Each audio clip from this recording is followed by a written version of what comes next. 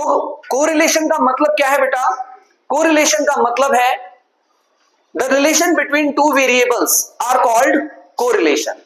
Correlation हमने कहा था तीन तरीके का हो सकता है, पॉजिटिव, नेगेटिव और नो रिलेशन, राइट। अगर हम बात कर रहे थे पॉजिटिव कोरिलेशन की, यार देखो बड़ा मजेदार किस्सा है ये पॉजिटिव कोरिलेशन का। पॉजिटिव कोरिलेशन हम क्या कहते हैं? हम कहते हैं जब दो दोस्तों की सोच एक जैसी होती है तो वो साथ में समय भी अच्छा बिताते हैं, है ना। चल यार आज स्कूल से बंक मारते हैं तो बंक मार लेते हैं। चल यार आज पढ़ाई का मन है, चल पढ़ाई करते हैं, तो दोनों पढ़ाई करते हैं। दोनों के दोनों जो भी करते हैं वो साथ करते हैं। तो क्या है इसका मतलब? इसका मतलब है दे हैव पॉजिटिव रिलेशन, यानी पॉजिटिव कोरिलेशन। बट जब हम कहते हैं यार एक दोस्त ईस्ट है तो दूसरा वेस्ट है, वो कहता है छोले भटूरे खाऊंगा, नहीं मैं तो बर्गर खाऊंगा। एक कहता है चल यार स्कूल से बंक मारते, पागल है क्या भाई, पढ़ाई कर ली, पेपर आ रहे हैं।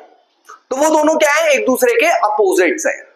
तो जो भी अपोजिट रिलेशन शो करता है वो कहलाता है negative correlation. Is that clear? बात समझ में आई या नहीं आई बेटा? सो लास्ट क्लास में हमने पॉजिटिव और नेगेटिव कोरिलेशन के बारे में बताया और हमने बताया कि जो कोरिलेशन है उसको निकालने के लिए हमारे पास कितने मेथड है बेटा? तीन। पहला मेथड जिसमें हमने बताया स्कैटर डायग्राम, दूसरा call Pearson's coefficient of correlation और तीसरा हमने बताया स्पीयरमैन रैंक कोरिलेशन। ये जो स्पीयरमैन रैंक कोरिलेशन था इसके अंदर हमने बहुत अच्छे से आप लोगों को बताया था कि जो स्पीयर रैंक कोरिलेशन है ये हमें तीन तरीके से निकालने के लिए आता है। पहला तरीका जिसमें हमने बताया कि जब हमें रैंक्स गिवन होती हैं। अब ये रैंक्स क्या है बेटा? Rank is also known as preferences. Preferences is what? भाई कई बार मुझे कई चीजें अच्छी लगती हैं, कई चीजें मुझे अच्छी नहीं लगती या कम अच्छी लगती हैं। सो मैं हर चीज को एक रैंक पर रखता हूं। मैं ये कहता हूं कि मुझे ये चीज अच्छी लगती है तो मेरे लिए ये पहली प्रेफरेंस है। उसके बाद लीस्ट प्रेफरेंसेस, यानी जो मुझे सबसे कम पसंद चीज है तो मैं उसे सबसे नीचे रखता हूं, राइट है ना। सेम इसी तरीके से यार जिंदगी में बहुत सारे लोग आपको मिलते हैं, है ना। जैसे कुछ लोग होते हैं जो बहुत अच्छे होते हैं तो आप चाहते हो कि मैं वैसा बनूं, तो वो आपके लिए एक रोल मॉडल बन जाता है ना। तो उसको आप क्या कहते हो कि यार फाइन, बहुत बढ़िया आदमी है, यानी नंबर 1 आदमी है। कुछ लोग ऐसे भी होते हैं जिनसे मिलकर आपको बहुत ज्यादा गुस्सा आता है और चाहते हो साला दोबारा कभी ना मिले मुझे मिलेगा तो मैं सर पे अद्दा देके मारूंगा, सर फोड़ दूंगा इसका। तो यानी वो हमें सबसे लीस्ट पसंद आदमी है, राइट। तो दीज आर कॉल्ड प्रेफरेंसेस। अब प्रेफरेंसेस के बेस पर हम चीजों को चयन करते हैं, चुनाव करते हैं, राइट है। तो यहां पर भी हम बात करेंगे किसकी? रैंक्स की। अब रैंक्स मतलब हमारी बहुत सारी शर्ट्स हैं, बहुत सारी पैंट्स हैं, बहुत सारे हमारे वार्डरोब में क्लोथ्स है। कोई कपड़ा हमें बहुत ज्यादा पसंद होता है तो हम उसे कहते हैं यार ये मेरा फेवरेट है ना। कुछ कपड़े ऐसे होते हैं जिन्हें देखते ही दिल करता है साले को बाहर पोछे में डाल दूं, लेकिन डर लगता है कि यार मम्मी थप्पड़ मारेगी होता है ना ऐसा, तो भी हम उसे पहनते रहते हैं। तो वो हमारे लिए क्या है? लीस्ट प्रेफरेंस है, राइट। सो इसी तरीके से हमारे जीवन में बहुत सारी चीजें होती हैं जिनको हम रैंक्स देकर सर्कुलेट करते हैं। अब हम बात करते हैं रैंक कोरिलेशन की। अभी अभी हमने कहा रैंक कोरिलेशन जो है वो तीन तरीके का है। जब हमें रैंक गिवन हो, दूसरा जब हमें रैंक ना दे रखी हो, सिर्फ हमें मार्क्स गिवन हो, तीसरा जब हमें रैंक्स रिपीटेड हो या फिर मार्क्स रिपीटेड हो, राइट। इसको हमने लास्ट क्लास में बिल्कुल क्लियर किया था, ये सारी चीजें हमने डिफाइन की थी। यहां पर हमने लिखा था कि जो स्पीयरमैन्स रैंक कोरिलेशन है ये हमारे 3 तरीके का है, when ranks are given, when ranks are not given और when ranks are repeated और values are repeated। तो यहां पर हमने इन दोनों के लिए एक फॉर्मूला जनरेट किया था जिसको हमने कहा rank correlation is equal to 1 minus 6 sigma D square upon n cube minus n। n का मतलब यहां पर बेटे हमारा नंबर ऑफ ऑब्जर्वेशन से है कि कितनी ऑब्जर्वेशन हमारे पास है। इसके लिए हमने एक न्यूमेरिकल कंप्लीट किया था लास्ट क्लास में, दिस वन। अगर इस क्वेश्चन को हमने ध्यान से देखा हो तो इस क्वेश्चन में ही हमारे सारे आंसर्स हमें मिल जाते हैं कि भाई किस तरीके से क्वेश्चन को फाइंड आउट करेंगे हम। ये हमें आसानी से दिखाई दे रहा है, राइट है ना। जैसे हमने कहा 2 जज हैं, 2 कंटेस्ट मतलब बहुत सारे कंटेस्टेंट हैं जिसमें हमने 7 कंटेस्टेंट ले लिए और 7 कंटेस्टेंट में हमने देखा कि जो जजेस हैं उनके लिए उन कंटेस्टेंट ने जो भी रोल प्ले किया उसके अकॉर्डिंग उन्होंने उन्हें रैंक दे दी। अब जरूरी नहीं है कि 2 व्यक्तियों की सोच एक जैसी हो। अब जब 2 व्यक्तियों की सोच एक जैसी नहीं है तो डेफिनेटली उनकी रैंक्स में भी डिफरेंट होगा, है ना। तो यहां हमने उसी क्वेश्चन को यहां पर दिखाया। हमने सबसे पहले कंटेस्टेंट लिखे, फिर हमने R1 और R2 यानी रैंक 1 और रैंक 2 लिखा। देन हमने क्या किया, हमने सबसे पहले D निकाला। D कैसे निकालते हैं बेटा, R1 माइनस R2 यानी rank 1 minus rank 2। Is that clear? कोई कंफ्यूजन?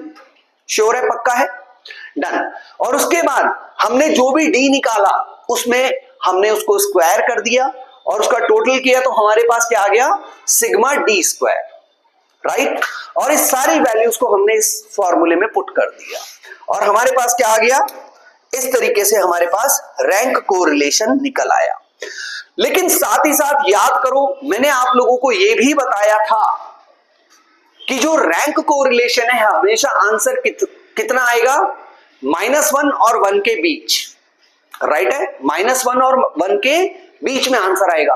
तो याद रख लीजिएगा, ये क्वेश्चन आपसे पूछा जाता है कि what is the range of correlation, so you will say -1 to 1। Is that clear? अब यहां पर 2 बातें और समझते हैं। सर याद रख लीजिए, सबके सब बच्चे अच्छे से याद रख लीजिएगा कि 0 और 0.25 तक अगर आपका आंसर आता है तो वो क्या कहलाएगा, high degree, sorry less degree positive correlation. क्या कहलाएगा, लेस डिग्री पॉजिटिव कोरिलेशन।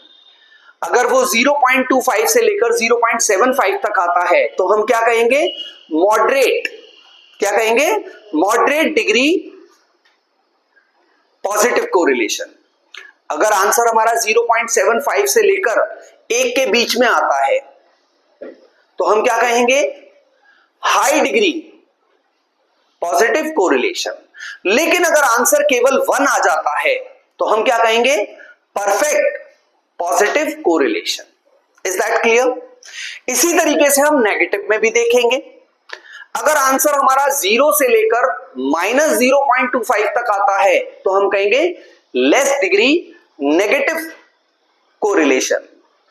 बाकी तो सब वही है। Is that clear? अब ये तो कंडीशन सारी की सारी हमने कहां पर देखी, ये थी जब हमें रैंक्स गिवन हो।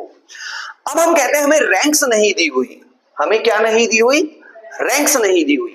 अब एक क्वेश्चन उठाते हैं जिसको हम अच्छे से समझते हैं पहले, राइट। जरा एक बार कोई भी क्वेश्चन निकाल लो और एक डेटा निकाल लेते हैं। When ranks are not given, right. जब हमें रैंक्स नहीं दी हुई तो हमें क्या दिया होगा, मैंने अभी अभी बताया, वो हमें देगा एक्स और वाई वेरिएबल्स। 2 वेरिएबल्स होंगे, वैल्यूज होंगी, राइट है। देखिए जरा, दिखाइए,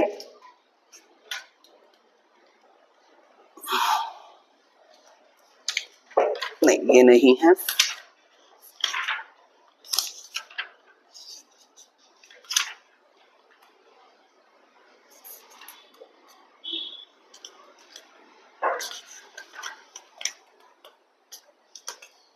दिस वन।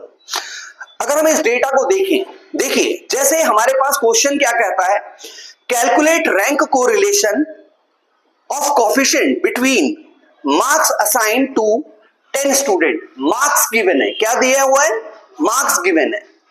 अब क्या कहता है ये, मार्क्स बाय जज ए, मार्क्स बाय जज ए, मार्क्स बाय जज बी। अगर हम इनकी वैल्यूज लिखे, ये लिखिए 52, 53, 42, 60, 45, 41, 37, 38, 25, 27, ये वैल्यूज गिवन है। एंड मार्क्स बी जो है वो क्या है, 65, 68, 43, 38, 77, 48, 35, 30, 25 and 50, 25 and 50। अब देखो इस क्वेश्चन में ना हमें मार्क्स गिवन है, हमें रैंक नहीं दी हुई है। आपने नोटिस किया होगा, क्या मार्क्स गिवन है, रैंक गिवन नहीं है, राइट। और हमारा फॉर्मूला तो हमसे ये कहता है कि पहले क्या निकालो, रैंक, क्योंकि रैंक के बाद ही आप डी निकाल सकते हो और डी का स्क्वायर कर पाओगे, राइट है ना। तो अगर हम कहते हैं तो इस क्वेश्चन में सबसे पहले हम क्या निकालेंगे, R1। R1 कैसे निकलेगा बेटा, ध्यान से देखिएगा, पहले नोट बाद में कर लीजिएगा, लेकिन पहले क्वेश्चंस को समझना जरूरी है हमारे लिए, राइट।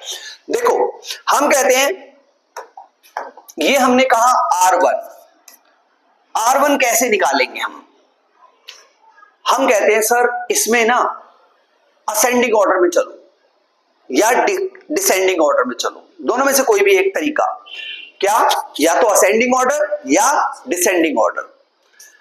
हम कोशिश करेंगे यहां पर डिसेंडिंग ऑर्डर में जाने की। सबसे पहले सबसे बड़ी वैल्यू क्या है इसके अंदर बेटा, हाँ जी 60। 60 के सामने जाओ और इसको 1 लिख दो, इज दैट क्लियर। इससे छोटी वैल्यू क्या है, 60 से छोटी वैल्यू 53, राइट, इसके सामने जाओ और 2 लिख दो। इससे छोटी वैल्यू 52, तो तीसरा नंबर हो गया। अब 52 से छोटी वैल्यू क्या है बेटा, 45, तो यहां पर हम आ गए और यहां पर लिख दिया 4। देन 42 यानी 5, 42 के बाद 41 यानी 6। इससे छोटी वैल्यू क्या है बेटा, 38, 38 मतलब 7 नंबर, 38 के बाद 37, तो ये हो जाएगा 8। इसके बाद अगर हम देखें तो 27 है यानी 9th, और ये हो गया 10th। तो ये हमने क्या कर दिया, सारा रैंक कर दिया, इनको रैंकिंग दे दी। जिसकी सबसे बड़ी वैल्यू वो पहले नंबर पर, उससे छोटी वैल्यू दूसरे नंबर पर, उससे छोटी वैल्यू तीसरे नंबर पर, यानी हमने उसको क्या कर दिया, डिक्रीजिंग ऑर्डर में ले आए। इज दैट क्लियर, कोई कंफ्यूजन, क्या किया हमने, उसको डिक्रीजिंग ऑर्डर में लिया है। इसी तरीके से दूसरे वेरिएबल को अब हम R2 करेंगे, यानी हम कहते हैं सर अगर R2 अगर हमें R2 निकालना है तो हम क्या करेंगे सर, इस बार इस जज बी के डिसीजन को देखेंगे हम। सबसे हाईएस्ट वैल्यू क्या सर्च कर रहे हैं हम इसमें, 77, राइट। इसके सामने जाओ और 1 लिखिए आओ। इससे छोटी वैल्यू 68 है, तो इस पर जाओ और 2 लिख दो।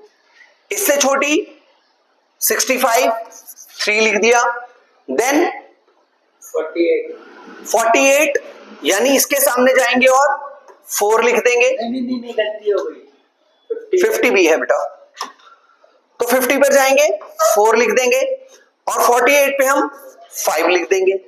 48 से छोटी क्या है 43, तो इसको हम 6th नंबर दे देंगे। 43 से छोटी क्या है 38, तो इसको 7th दे देंगे। देन 38 के बाद 35 8, देन 9 और ये 10। Is that clear? कोई कंफ्यूजन इसके अंदर? इसमें तो रैंक सेम हो गई, कई जगह रैंक सेम भी आएंगी और कई जगह रैंक डिफरेंट भी आएंगी। याद करो मैंने बताया था आप लोगों को कि हो सकता है किसी पॉइंट पर दो बंदों के डिसीजन एक जैसे भी हो सकते हैं और हो सकता है उनके डिफरेंस भी हो सकते हैं, राइट है ना। अब क्या करें, अब हम इसमें से इसको घटाया अगेन 0, इसमें से इसको घटाया -1, इसमें से इसको लेस करोगे -6, देन 3, देन 1 0 -2 0 एंड देन ये क्या नंबर है 9, इसमें से इसको माइनस कर दो 5। Is that clear? बात समझ में आ रही है इतनी? अब हम क्या करते हैं, अब हम करते हैं ये सिर्फ इतना है कि इसका स्क्वायर निकाल देते हैं। क्या कर देते हैं, d का स्क्वायर निकाल दो। अब d का स्क्वायर मतलब ये जो वैल्यूज हैं इनको स्क्वायर कर दो। 0 का स्क्वायर 0 ही होता है, 1 36 9 1 0 4 0 25। ये हमारे पास क्या निकल आया बेटा, डी स्क्वायर। अब हमारे पास काम क्या रह गया, अब हमारे पास काम सिर्फ इतना रह गया कि हम इसको टोटल कर लें, तो वो हमारे पास आ जाएगा सिग्मा डी स्क्वायर। क्या आ जाएगा, सिग्मा डी स्क्वायर। तो ये सिग्मा डी स्क्वायर बराबर किसके हो गया बेटा, 25 4 29 30, 30 और 10 40, 40 और 36 76 यानी 76। Is that clear? कोई कंफ्यूजन? श्योर है पक्का? अब यहां तक तो क्वेश्चन बहुत स्मूथ गया। अब इसके बाद क्या, अब हमें ये देखना है कि हमारे पास नंबर ऑफ ऑब्जर्वेशन कितनी है बेटा। नंबर ऑफ ऑब्जर्वेशन कितनी है, ये सारी 2 4 6 8 10, यानी n कितना है हमारे पास 10। हाँ जी क्या कह रहे हैं आप, 75 होगा। देख लेते हैं दोबारा बेटा, 25 4 29 और 1 10 30, 30 और 10 40, 40 और 36 76 बेटा, बिल्कुल ओके है यार, कैलकुलेशन में तो महान है ये, बढ़िया है ना। चलिए आगे बढ़ते हैं। अब इसके बाद हमारे पास क्वेश्चन में है क्या बेटा, हम यहां पर एक फॉर्मूला यूज करेंगे आर के मतलब रैंक कोरिलेशन बराबर किसके 1 - 6 sigma D square upon n cube minus n। Is that clear? कोई कंफ्यूजन? बस हो गया क्वेश्चन। तो भैया क्या करें, 1 - 6 सिग्मा डी स्क्वायर कितना 6 इंटू 76 अपॉन n कितना बताया था मैंने अभी 10, 10 का cube minus 10। Is that clear? और आसान कर देते हैं, 1 माइनस इसको इससे मल्टीप्लाई कर दो, 6 6 36, 3 6 7 42 और 3 45 अपॉन यहां पर 1000 माइनस 10 990। कितना आ गया ये, दिस वन, राइट। अब हमारे पास दो तरीके हैं, या तो हम इसको यहीं पे डिवाइड कर दें, राइट, या तो यहीं पे डिवाइड करके इसकी वैल्यू निकाल दें, या फिर इसका एलसीएम लेकर भी सॉल्व कर सकते हैं। तो जो आपको कन्वीनियंट लगे, अगर मैं इसको 990 इसका एलसीएम लूं तो इस 1 से इसको डिवाइड करूंगा, ऊपर मल्टीप्लाई करूंगा 990 माइनस 456। तो अब हमारे पास क्या आ गया देखिए, तो अब हम इसको माइनस कर देते हैं, 4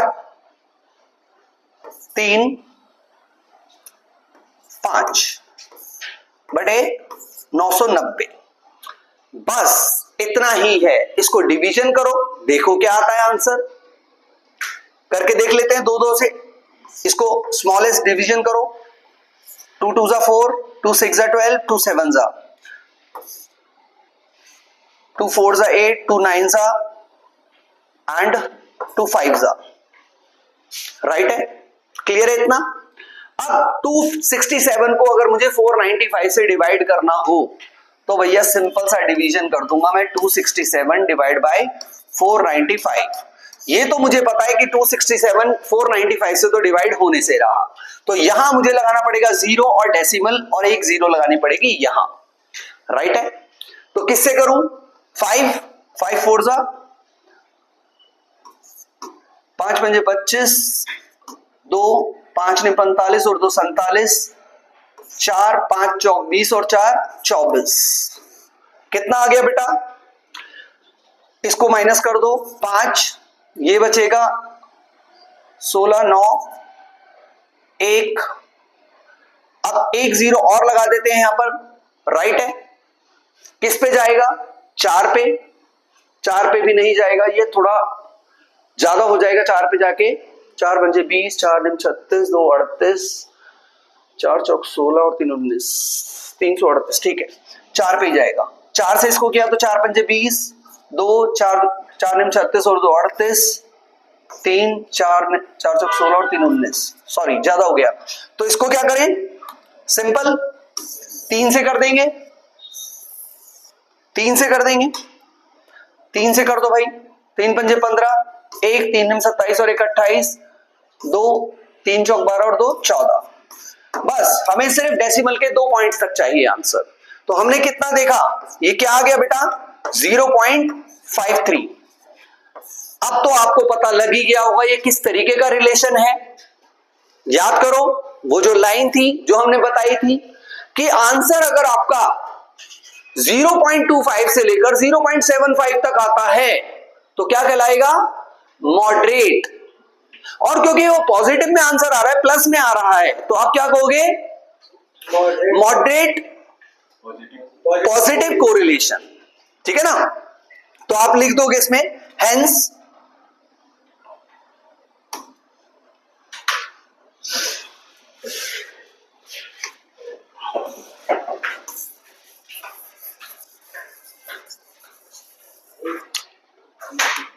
the data, hence A and B has moderate positive correlation.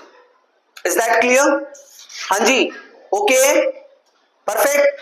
तो ये था हमारा दूसरे टाइप का क्वेश्चन जिसमें रैंक्स आर नॉट गिवन। जब हमें रैंक्स नहीं दी हुई होती तो हम इस तरीके से क्वेश्चन को सॉल्व करते हैं। Is that clear? समझ आया क्वेश्चन या नहीं आया बेटा? कोई क्वेश्चन में दिक्कत? क्या एक क्वेश्चन और कर सकते हैं हम? एक क्वेश्चन और करके देखते हैं ताकि ये टॉपिक भी हमारा खत्म हो जाएगा। राइट है, चलिए शुरू करें।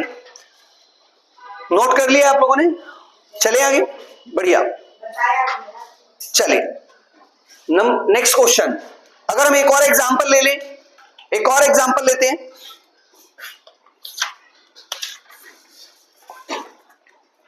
ये लीजिए, हमारे सामने एक और एग्जांपल है बेटा। जैसे ये कहता है marks in economics, marks in economics and marks in accounts, marks in accounts.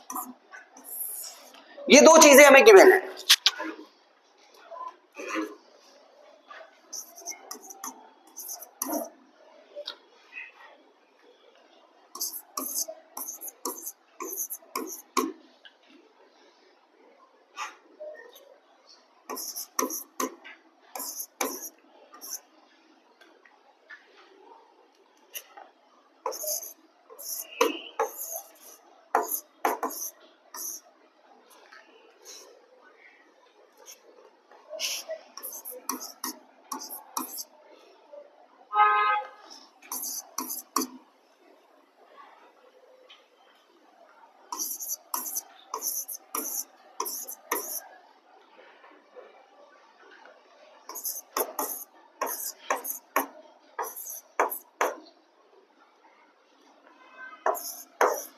ये लीजिए भाई, ये हमारे पास अगेन एक क्वेश्चन है, जब हमें रैंक्स नहीं गिवन है, क्या गिवन है, मार्क्स गिवन है।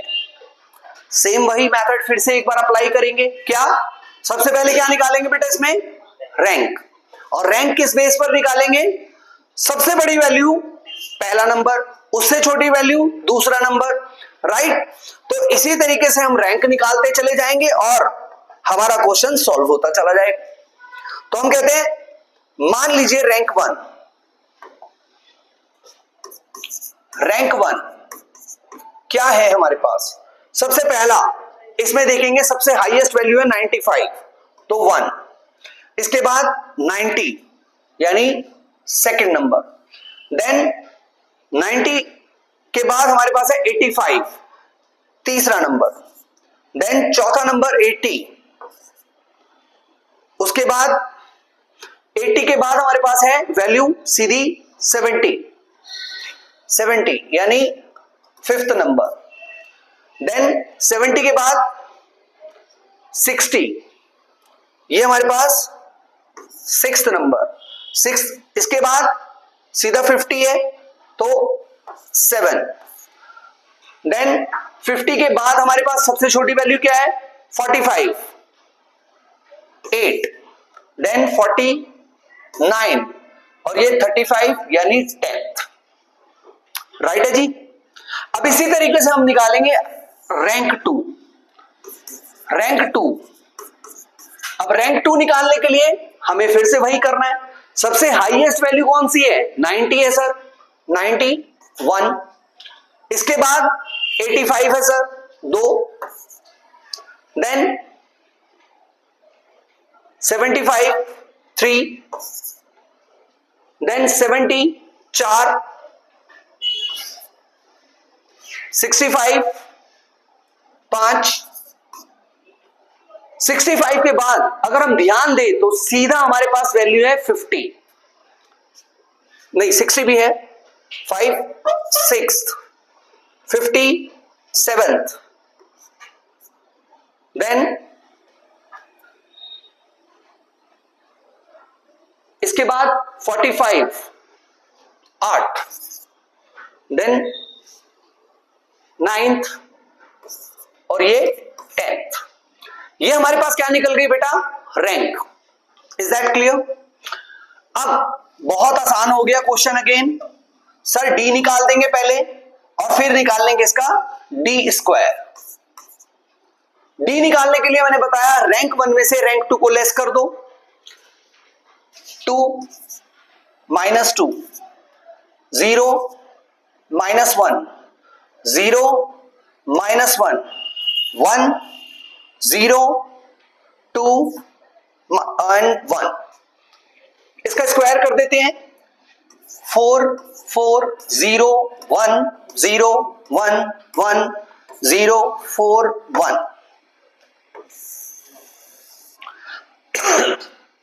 इनका सम कर दीजिए तो सिग्मा डी स्क्वायर आ जाएगा, 4 4 8 9 10 11 11 और 5 16।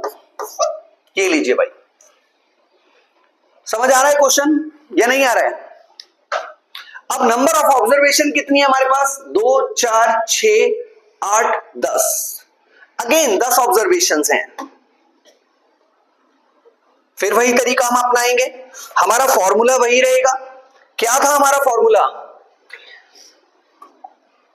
आर के equal 1 - 6 sigma D square upon n cube minus n। 1 - 6 into 16 upon 10 का cube minus 10, 1 - 96 upon 1000 minus 10, 1/1 minus 96 upon 990. Now what? LCM 990 minus 96. समझ आ रहा है क्वेश्चन? इस इसमें आप इसमें से इसको माइनस कर दो, कितना बचेगा 896 divide by 894 sorry 894 and here 990 right है। जस्ट डिवीजन करो, जो भी आंसर आएगा वही आपका कोरिलेशन होगा। बस फर्क सिर्फ इतना है, मैंने आपको पहले ही बता दिया, एक से ज्यादा कभी नहीं आएगा आंसर, एक से ज्यादा कभी नहीं आएगा। आंसर कितना आएगा, हमेशा 0 और 1 के बीच में या 0 और -1 के बीच में। Is that clear? यहां तक कोई कंफ्यूजन? श्योर है? पक्का? बढ़िया। सो डिवीजन कर दो, कितना आता है 2 4 जा 8, 2 4 जा 2 7 जा अपॉन 2 4 जा 9, नहीं होगा 4 ही तो, अच्छा 6 है ये। ओके, हियर 4 9 और ये 5, ठीक है ना। अब 4 8 को हम डिवाइड कर देंगे किससे, 495 से, तो हमारे पास आंसर मिल जाएगा हमें 448 डिवाइड बाय 495, तो 0.0 लगा दो, कितना आ जाएगा 4 9 से 9 पंजे 45, 4 9 चौक 81 और 4 85, 8 9 चौक 36 और 8 44, कितना बचा बेटा 5 और ये 3। अब हम देख रहे हैं यहां पर